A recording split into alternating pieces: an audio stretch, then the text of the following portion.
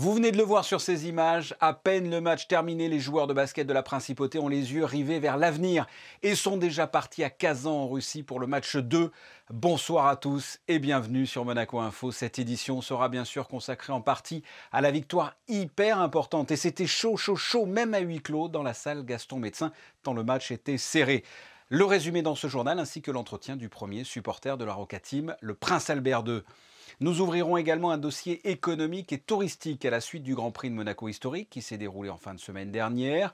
Une façon de lancer la saison. Vous écouterez un restaurateur et le président de la Société d'exploitation des ports de Monaco sur le bilan de ce week-end.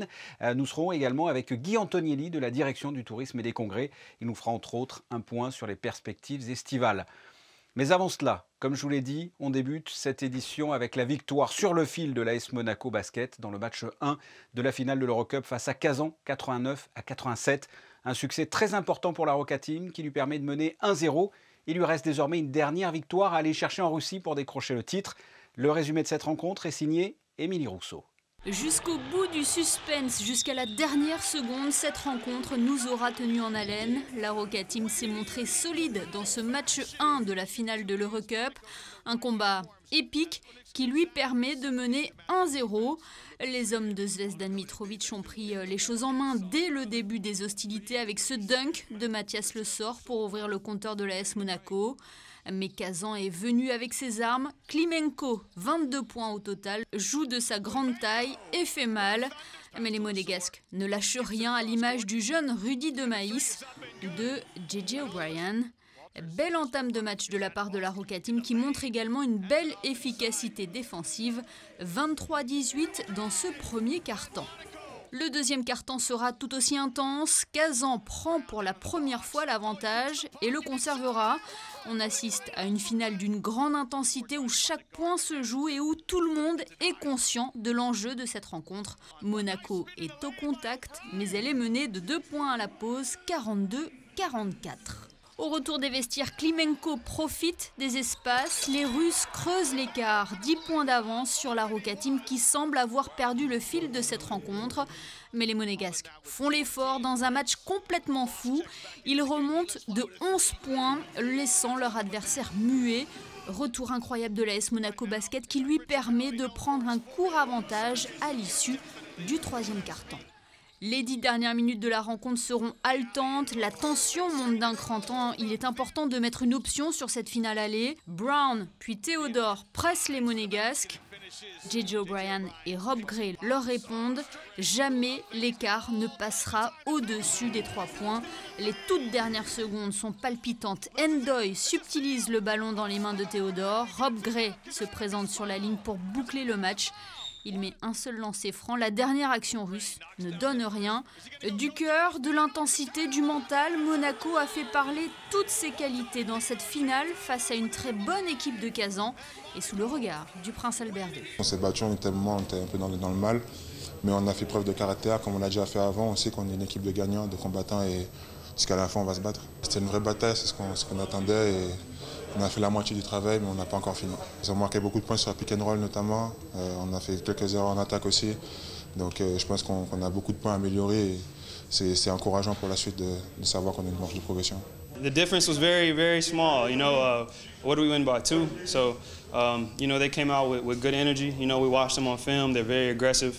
They talk a lot. They're competitive. So, we just have to stick to our game plan, continue to believe in each other, have each other's back, and just, do what Coach says and pay attention to the small details so we can win. It's just one game. It's one step closer to what we're trying to accomplish. A tough game, but it's a good team, so we got to be ready. La Roca Team qui peut donc croire au titre dès vendredi. Une équipe de Monaco Info sera d'ailleurs présente à Kazan pour vous faire vivre cette rencontre. Comme vous avez pu le voir dans ce reportage, Son Altesse Sérénissime, le Prince Albert II, était dans les tribunes de la salle Gaston Médecin pour assister à la victoire des Monégasques dans ce match aller. Le souverain a tenu à être présent pour supporter la Roca Team. Je vous propose de l'écouter, il est au micro d'Émilie Rousseau. C'est vrai qu'on est tous un peu frustrés de ne pas pouvoir venir voir tous les matchs de cette équipe de basket cette Roca Team qui vraiment a fait une saison extraordinaire et on est très heureux. Je suis très fier qu'on soit en finale et j'espère qu'on puisse aller au bout. Mais ça va être très dur. Kazan est une très très belle équipe Et ça sera très très serré, mais c'est un beau spectacle et je suis très heureux de pouvoir vivre ça dans cette salle médecin ce soir. Quand on pense, il y a quelques années qu'on était vraiment dans des divisions inférieures et puis bien sûr en Pro B aussi, et de voir la progression, de voir les efforts qui ont été faits pour pouvoir attirer les meilleurs joueurs ici et de jouer les premiers rôles et puis d'être en finale d'une des 2 coupes européennes au basket, c'est tout simplement extraordinaire. Et vraiment, je remercie les dirigeants et tous ceux qui participent à la vie de la Roca Team, et bien sûr les joueurs et l'entraîneur et le staff technique. Mais vraiment, c'est tout un ensemble de personnes qui ont permis cela, et c'est extraordinaire pour le sport à Monaco, pour Monaco et bien sûr par extension peut-être pour le basket français aussi. Oui, le souverain qui a rappelé le parcours incroyable de la Roca Team depuis ces 10 dernières années où nous évoluions à l'époque en National 2. Ouvrons une page économie et tourisme avec ce qui pourrait constituer le lancement de la saison avec le Grand Prix historique qui s'est déroulé ce week-end. C'était également les vacances. Alexandra Pagny, a-t-on des chiffres ou des indicateurs concernant la fin de la semaine dernière durant cette compétition de sport automobile ? Bonsoir Fabien, il s'agissait du premier des 3 Grands Prix qui se disputeront cette année en Principauté et il était très attendu, mais a-t-il réellement remporté le succès escompté? J'ai pu rassembler quelques chiffres concernant cette édition. La journée du vendredi était une journée sans public, donc rien de bien significatif. Pour le week-end en revanche, l'Automobile Club nous a confirmé avoir distribué les 6500 places prévues samedi et le même nombre pour dimanche. Selon la Sûreté publique, 45% des places ont été réellement occupées le samedi, soit 2925 personnes, et dimanche, 47% d'occupation, ce qui correspond à 3055 personnes. Concernant les retours télévisuels, l'ACM s'estime satisfait de l'excellent score réalisé puisque plus d'1 million de téléspectateurs ont suivi ce Grand Prix. Un beau succès également du côté des réseaux sociaux avec notamment la vidéo 360 degrés de la course de Jean Alési qui a rassemblé plus de 500 000 vues. En ce qui concerne les entrées sur le territoire, près de 50 000 véhicules ont été comptabilisés par la Sûreté publique sur la journée de samedi, ce qui représente une baisse de 41% par rapport au dernier Grand Prix historique en 2018. Et pour la journée de dimanche, plus de 38 000 véhicules, soit 43% de moins par rapport à 2018 également. En ce qui concerne le trafic ferroviaire, 1300 voyageurs sont arrivés sur la journée du samedi et 1100 pour dimanche. On le rappelle, Alexandra, des courses accessibles uniquement aux résidents, salariés, mais aussi aux clients des hôtels monégasques. Effectivement, Fabien, concernant les réservations, il s'agissait d'un week-end en demi-teinte qui a plus souri à certains qu'à d'autres. Mais en moyenne, le taux d'occupation a atteint presque 40% sur la nuitée du samedi. Un taux qui n'était que rarement franchi ces derniers mois. Ces événements sont possibles grâce aux hommes et femmes qui travaillent dans l'organisation chaque année. Oui, que ce soit les commissaires, les contrôleurs ou les secouristes, ils sont tous des maillons indispensables. Sur ce Grand Prix, pour l'ACM, 660 commissaires de course étaient présents, 711 contrôleurs et plus de 300 personnels de santé. À l'occasion de chaque Grand Prix, des bénévoles de la Croix-Rouge monégasque font partie des secouristes et des délégations étrangères viennent compléter les rangs.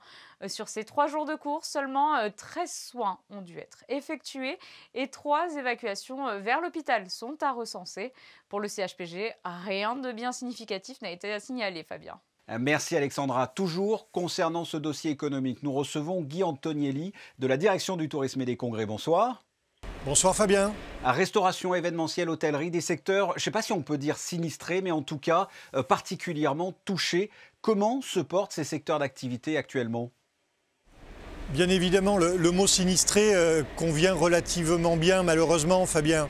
L'activité jusqu'à présent avait beaucoup de mal à reprendre. Les efforts de tous pour réouvrir les restaurants sont à saluer.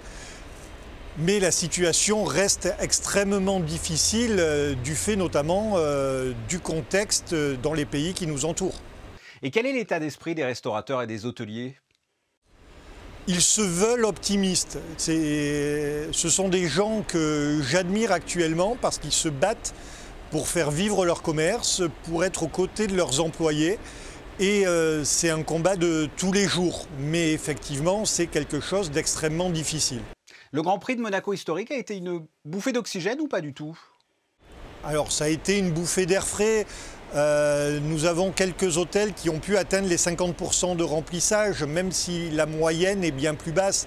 Donc, on est loin des standards d'un Grand Prix habituel, mais... Et bien évidemment, on est bien plus haut que ce qu'on a pu connaître depuis le début de la crise, à l'exception notable de l'été dernier et des fêtes de fin d'année 2020. Guy Antonielli, avant de poursuivre cet entretien, je vous propose d'écouter un restaurateur, Didier Rubiolo, du Stars & Bar, un restaurant sur le quai Antoine Ier, bien connu et bien placé au moment des Grands Prix. Voici son constat. En termes de chiffres, oui, on était à 50% pour nous parce qu'ils avaient un plateau très réduit. Mais bon, c'est quand même, il y avait la vie. Comme le temps, c'était magnifique. On retrouvait des passionnés.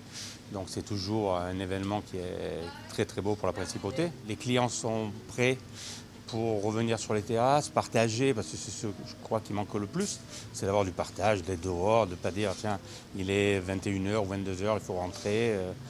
Voilà, donc non, je pense que ça va repartir. Ce ne sera pas comme avant, mais on va partir dans un bon sens.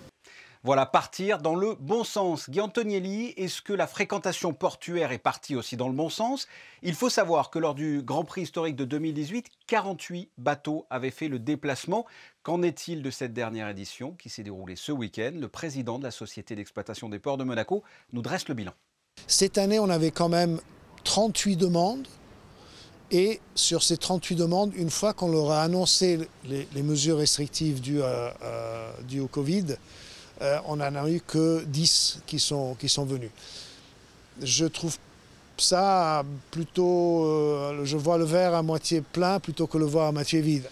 Cette saison, on la voit un peu encore en demi-teinte, bien sûr, parce que même pour le Grand Prix de F1, on n'aura probablement pas le même niveau de chiffre d'affaires qu'on avait les autres années dans une année normale. On n'a pas toute l'activité croisière, donc qui impacte quand même pas mal.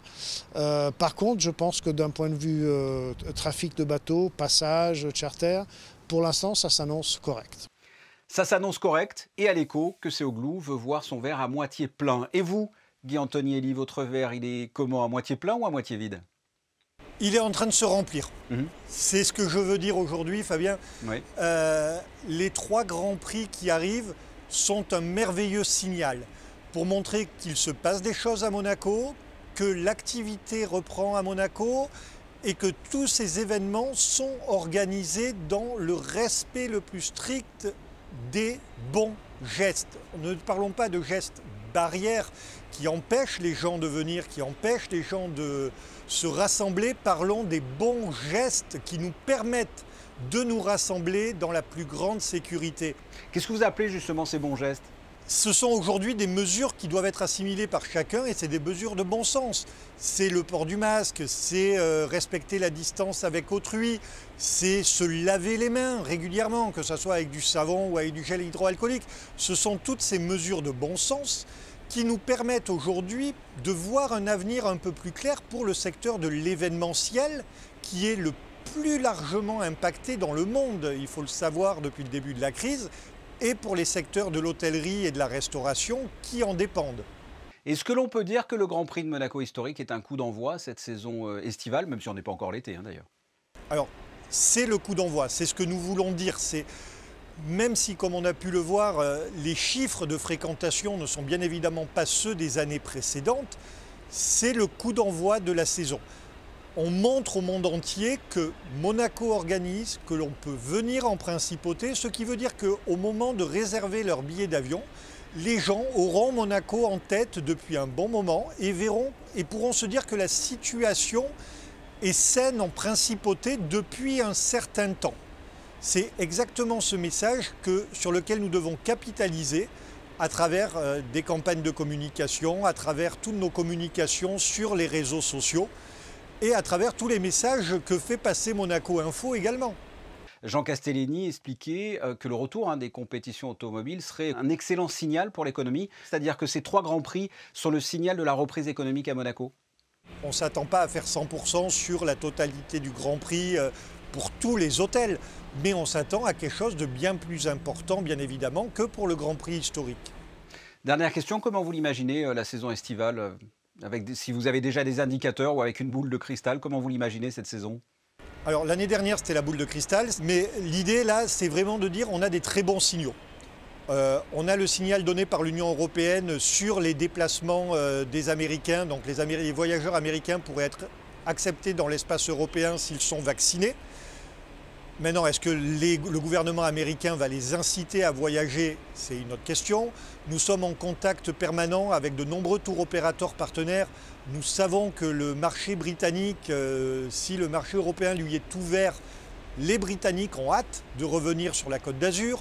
Nous parlons avec l'aéroport de Nice qui nous annonce qu'aujourd'hui les prévisions de trafic sur juillet-août, c'est 70 vols hebdomadaires vers Londres. C'est la compagnie, donc cette compagnie française qui ne vole que en siège business, qui remet ses vols sur Nice et New York. Donc ce sont de très très bons signaux. Ça ne sera sans doute pas un été normal, ça va être un été extrêmement européen comme l'année dernière, mais auquel pourront sans doute s'ajouter des visiteurs de pays qui ont déjà atteint un bon seuil de vaccination, comme les États-Unis, le Royaume-Uni, et on l'espère, le Moyen-Orient, la question russe restant aujourd'hui en suspens, même si, à l'identique, les Russes ont envie de revenir. Ce sont tous les signaux qui nous sont transmis. Vous nous avez éclairé là sur ces prochaines perspectives. Guy Antonielli, merci. Merci à vous Fabien, bonne soirée. Bonne soirée. Nous avons parlé du Grand Prix historique d'un point de vue économique. Voyons cela sur le point humain à présent. Christine Latomel est allée à votre rencontre et vous a demandé si ce rendez-vous était pour vous une bouffée d'oxygène. Voici la réponse. C'était vraiment très enthousiasmant. Vraiment, ça nous a fait beaucoup plaisir. Et on attend les prochains. Ça commence un peu à avoir de la vie. De la vie, on peut bouger, on peut un peu plus bouger qu'avant. C'est bien comme ça. Après, à Monaco, ça ne s'est pas vraiment arrêté. Il y a quand même en demi-teinte par rapport à la France, mais on n'a pas à se plaindre ici, quoi. Je trouve ça pas mal qu'on reprenne un peu tous, mais maintenant, c'est juste en fait, c'est le masque le plus important que moi j'attends. J'espère d'ici l'été, il n'y aura ni couvre-feu, ni masque, qu'on puisse reprendre vraiment comme avant, comme c'était. Et franchement, ouais, juste ça. Mais franchement, j'y suis allé en plus et c'était bien. Nous, on est content que la vie reprenne. On ne souhaite que ça.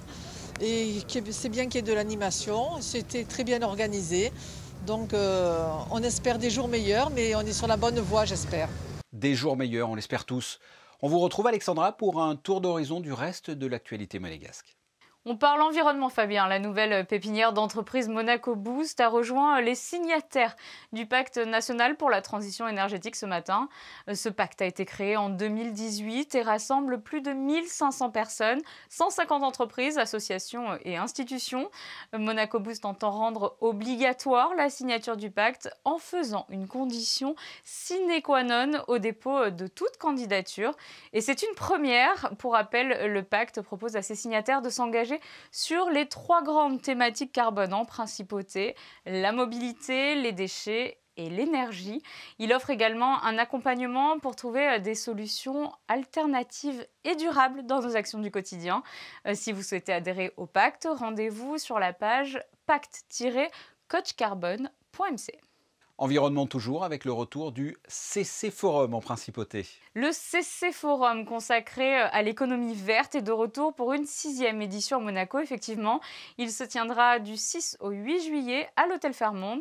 Plusieurs speakers seront donc présents pour aborder le thème de l'investissement dans le développement durable. Pour les danseurs en herbe, des stages d'été sont proposés. Oui Fabien, on chausse ses pointes pour des stages d'été au sein de l'Académie Princesse Grace.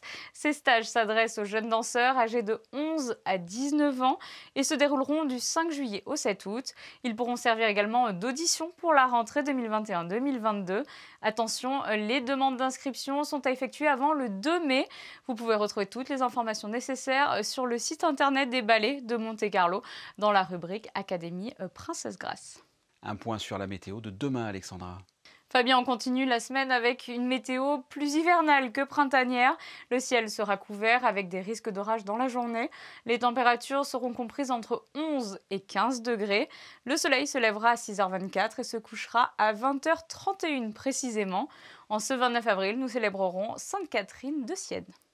Sainte Catherine de Sienne. C'est notre sainte à vous et moi, Alexandra, puisque c'est la sainte protectrice des journalistes. Elle est née en Toscane au XIVe siècle et c'est la première femme déclarée docteur de l'Église. On se quitte avec les photos du jour et on va revenir sur cette belle victoire avec les Roca Boys qui nous ont fait trembler tant il y a eu du suspense. Les basketteurs monégasques qui sont déjà en Russie pour préparer le match numéro 2 de cette finale d'Eurocup ce vendredi. Ce sont des photos signées Manuel Vitali. Ce journal est terminé. Vous pourrez retrouver Émilie Rousseau aux commandes du JT de ce jeudi 19h. Quant à moi, je vous dis à lundi. Au revoir et portez-vous bien.